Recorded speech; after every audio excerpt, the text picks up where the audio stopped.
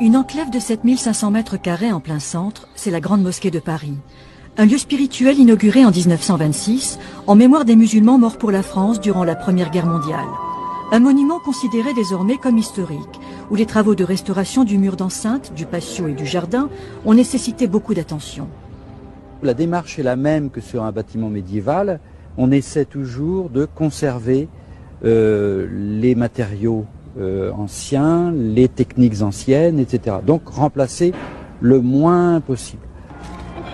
Donc là tu l'as. Voilà. Du zélige. Non, non, t'as raison, c'est pas du zélige, c'est de la céramique. Ça se voit. Et c'est dans les restaurations des années 50 qu'ils ont dû... Malgré la restauration partielle de 1957, les colonnes, les murs et les éliges étaient en très mauvais état.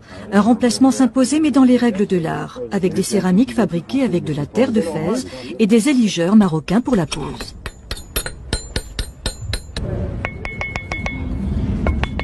Nous avons souhaité faire appel à des entreprises marocaines parce que c'était leurs ancêtres en fait qui avaient réalisé les travaux d'origine de la mosquée de Paris.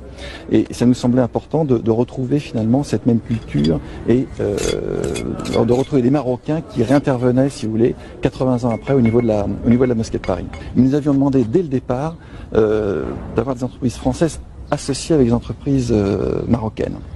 Les Marocains qui sont là sont, je dirais, au niveau du travail du zélige par exemple, les spécialistes à Fès de ce type de travail. C'est la plus grosse entreprise de Fès.